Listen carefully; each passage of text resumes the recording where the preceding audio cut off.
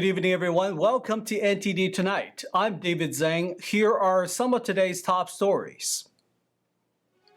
The Supreme Court preserves access to widely used abortion medication. iPhone wants to make texting more compatible with Android. More on the latest features and updates. Florida invests more funding to support teachers in the state and allow higher pay. First up, the Supreme Court rejects a lawsuit challenging access to the abortion pill mifepristone. Here's what the court's decision means for future access to the drug. The Supreme Court has unanimously rejected a challenge to the abortion pill mifepristone. This allows the drug to remain widely available. The court dismissed a lawsuit saying that the group challenging the FDA did not have legal standing to sue. The justice said the plaintiffs failed to show any injury, and that they could address their concerns through the regulatory or legislative processes. The decision means that the pill can still be obtained within 10 weeks of gestation and can be dispensed by healthcare providers other than physicians. Mifepristone is a critical component of the most common form of abortion in the United States. The ACLU and immigration advocacy groups are suing the Department of Homeland Security and Justice and the agencies they manage over new border rules. They say the Biden administration does not have the authority to override Congress and bar asylum seekers from entering the country. The ACLU attorney said Biden's June 3rd executive action is legally indistinguishable from former President Trump's ban, which the ACLU successfully blocked. Under the order, immigrants crossing the border illegally are barred from seeking asylum. This restriction applies while the number of daily crossings between ports of entry is at a 7-day average of 2,500. The lawsuit says Biden's directive violates existing federal law. It says the 1980 Refugee Act enshrines a commitment to sheltering refugees seeking to escape persecution. The Associated Press reports that the Homeland Security spokesperson declined to comment on the lawsuit, but affirmed the border directive is lawful and is still in effect. UCLA is set to receive a new chancellor. Dr. Julio Frank will take over the role. He is a global health expert and current president of the University of Miami. Current Chancellor Jean Block is stepping down on July 31st. Block came under fire over the university's response to a pro-Palestinian encampment and other protests. Dr. Frank's father and grandfather were Jews who fled Germany in the 1930s to Mexico. He said that we are at a critical moment in higher education and acknowledged that some people have lost the trust in higher education institutions. He's set to take over his new role on January 1st. The interim chancellor will serve in the position until then. On Capitol Hill, Microsoft President Brad Smith is testifying before a House panel on Homeland Security today. The company's security practices are under scrutiny after Russian and Chinese hackers breached its systems over the past year. China-linked hackers stole 60,000 State Department emails last year by breaking into the tech giant's systems.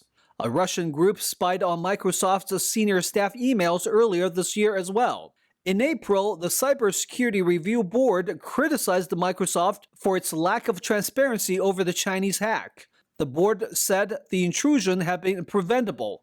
Microsoft launched a new cybersecurity initiative last November. The company said it took the measure against the increasing scale and high stakes of cyber attacks. Lawmakers will examine Microsoft's security lapses and plans for improvements. Apple announced that iPhone will soon support RCS, which will improve texting quality with Android phones. They also said hiking trail routes will start being included in Apple Maps. NTD's Jason Blair has more. Apple made the announcements at this week's Worldwide Developers Conference, saying that the new features will be available with iOS 18. Currently, when iPhone and Android users text each other, iPhones revert to SMS. This makes the quality of the experience drop for both users, such as lower quality photos and videos and reduced encryption. RCS would replace SMS, and the experience would be similar to iMessage. Some of the things that you can expect to see with RCS are longer text messages. You can have up to 8,000 characters when you send text messages with RCS. Also, you've got read receipts, which is important in a world where people are moving away from email and moving more for text messages. Apple has been pressured for years to support RCS, but held out until an announcement in November saying it will be added in the coming year, and then solidifying that announcement on Monday.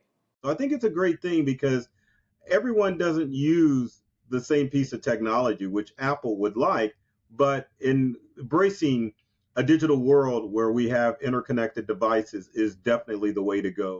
Apple also announced that Apple Maps will start including hiking routes with voice-guided directions.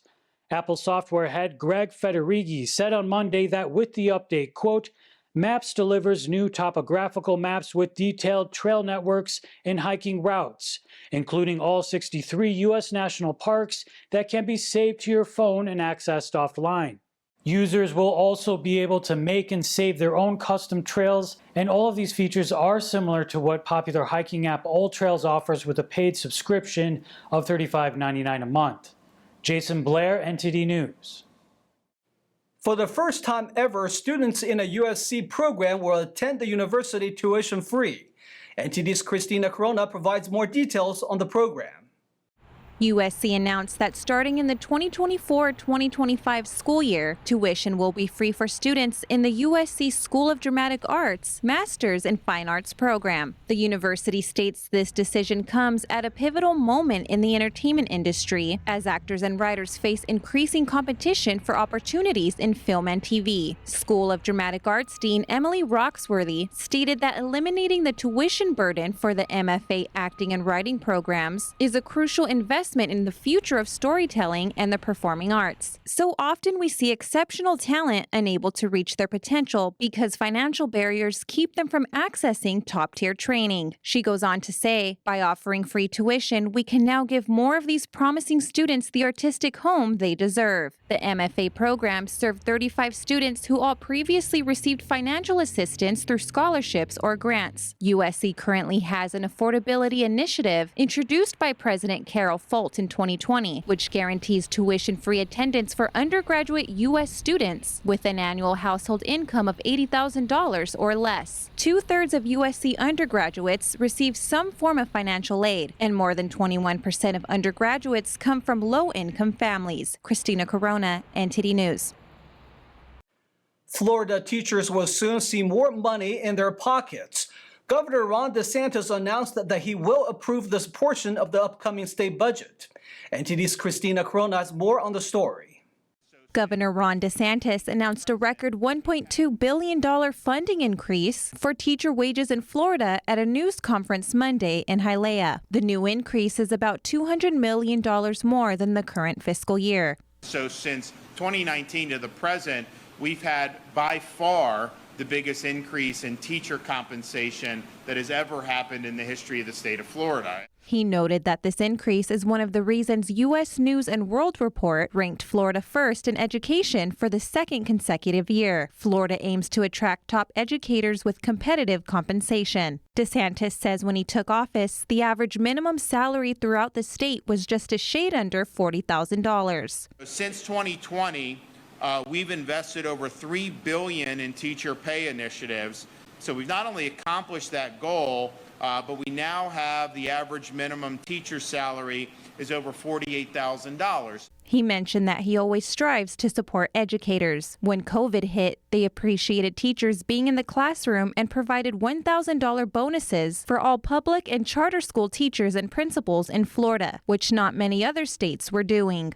Today, though, I'm able to announce that on top of everything we've already done, we will have this year in our teacher pay categorical $1.25 billion for teacher salary increases.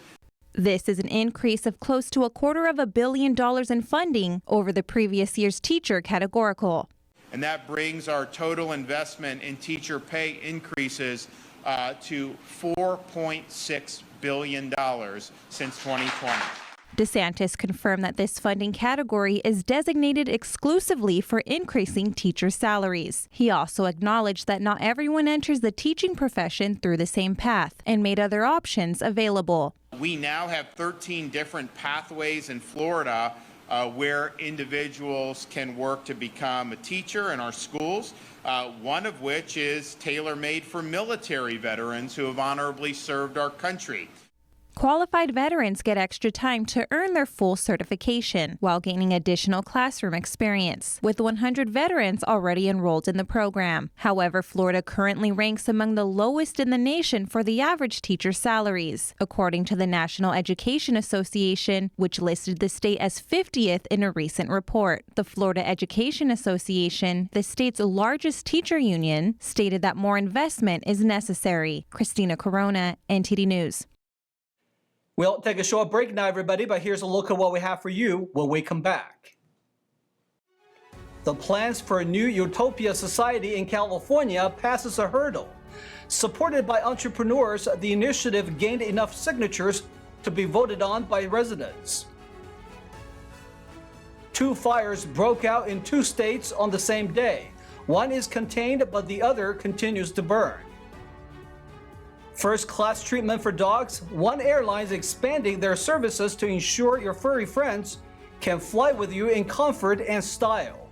Those stories and more coming up on NTD Tonight.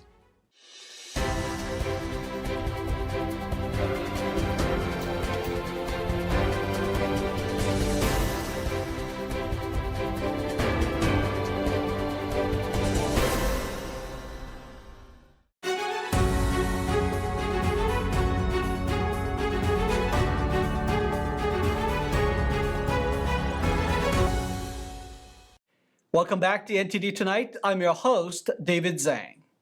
Updates on the plan to build a new city in California. It gained enough support to qualify for the November ballot. Billionaires have supported the plan to transform a rural part of California into a sustainable city. On Wednesday, the local register of voters projected that nearly 15,000 signatures would be valid out of the 13,000 required, making the California Forever plan qualified for the next steps. California Forever, founded by Silicon Valley entrepreneur Jan Schremek, says it manages over 60,000 acres of land in southeastern Solano County. The group wants to urbanize and build a new community with part of its land, saying that in the county's current state, the next generation of residents wouldn't be able to afford homes. We are committed to the same degree of collaboration with our friends and neighbors here to build something really special here over the next 30 years. Schremek wants to bring in 15,000 local jobs in the next 10 years. The jobs would pay more than $88,000 annually. The number of people who said, my 17-year-old son or daughter told me that if we build this, they would love to stay here and this is where they would like to live. Or the number of people who said, my 35-year-old daughter called me, who no longer lives in California, and said, Mom, if we build this place, I would like to come back home. While the organization is transparent about their plans, residents and officials questioned the group when massive amounts of land were purchased anonymously previously. Skeptics questioned the group's initial quiet approach, especially with Travis U.S. Air Force Base just several miles away. The next step is for the county supervisors to either accept the results and adopt the plan, put it on the November ballot for voters to vote on, or require an impact report before putting it on the ballot. David Lamb, NTD News. Summer is approaching, which means drier weather and fire season. Fires broke out in 2 states on the same day.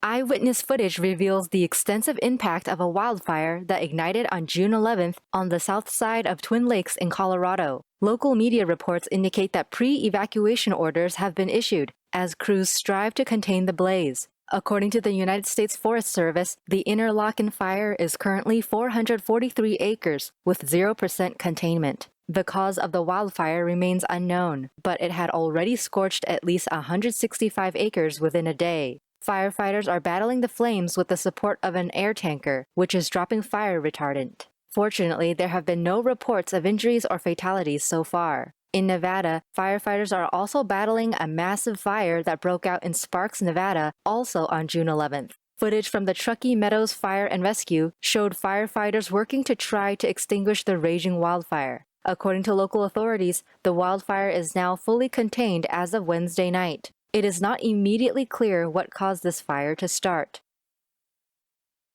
Turning over to sports, the New England Patriots inducted Tom Brady into their Hall of Fame and retired his iconic number 12 jersey.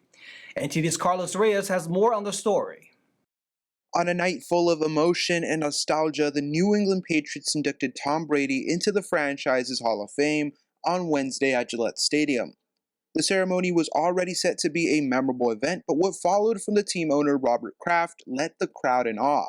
In a surprise move, Kraft announced that Brady's iconic number 12 jersey would be retired, effective immediately. Additionally, a 12-foot bronze statue of Brady will be erected outside the stadium.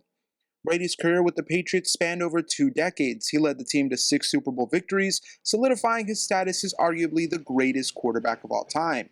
Although he finished his career with the Tampa Bay Buccaneers, where he added another Super Bowl win to his resume, Brady's legacy will forever be linked to New England.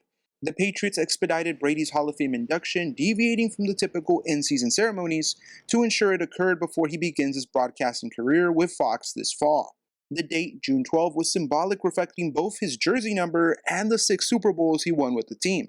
Drafted in the 6th round of the 2000 NFL Draft out of Michigan, Brady's rise to stardom was swift after taking over for Drew Bledsoe. He transformed the Patriots into one of the NFL's most dominant dynasties, capturing 3 MVP awards and consistently leading the team to the playoffs. Brady retired with staggering career statistics: 89,214 passing yards, 212 touchdowns, and a 219-64 record with the Patriots. His first ballot induction into the Pro Football Hall of Fame is all but assured. The night was further enriched by the presence of over 200 of Brady's former teammates and coaches. Notable attendees included Bill Belichick, Randy Moss, Rob Gronkowski, Mike Vrabel, Wes Welker, and Julian Edelman, all there to honor the man who redefined excellence in New England football. Carlos Reyes, NTD News. A new airline offering a dog-first experience announced its network expansion this week. NTD's Christina Corona shares the scoop.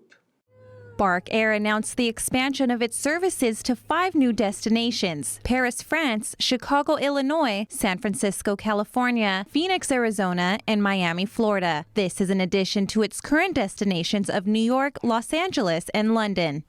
What you should know first is it's a first-class experience for the dog, a business-class experience for people.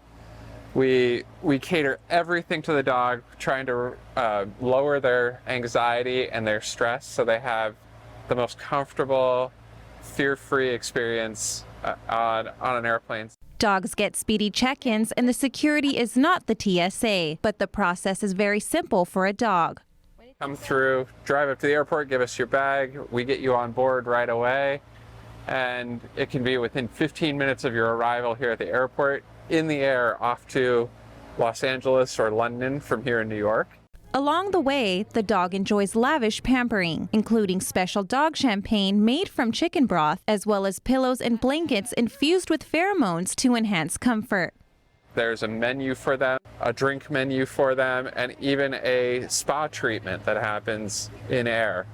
So they have this really luxury experience, and it gets them from one place to the other, which is very difficult to do these days. And the future of dog airlines? And that means serving as many routes as we can, making the costs more affordable, more attainable for every family or most families. If you're considering flying with your furry friend, ensure you've saved enough money. According to their website, a trip from Los Angeles can cost around $6,000. Each ticket includes 1 dog and 1 human companion. Christina Corona, NTD News. Disney is opening a new anticipated attraction this year. Tiana's Bayou Adventure will open to replace Splash Mountain.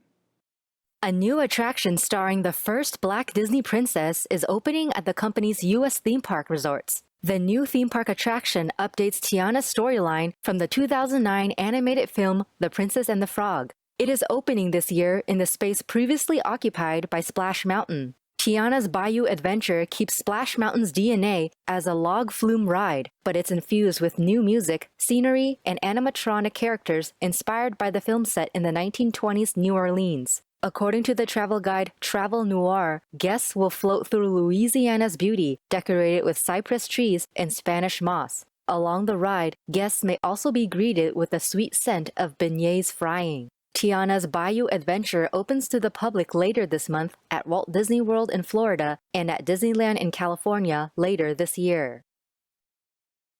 Stay tuned for China in Focus with Tiffany Meyer coming up next. Washington dramatically broadened sanctions on Russia, targeting more than 300 individuals and entities, including China-based companies selling semiconductors to Moscow.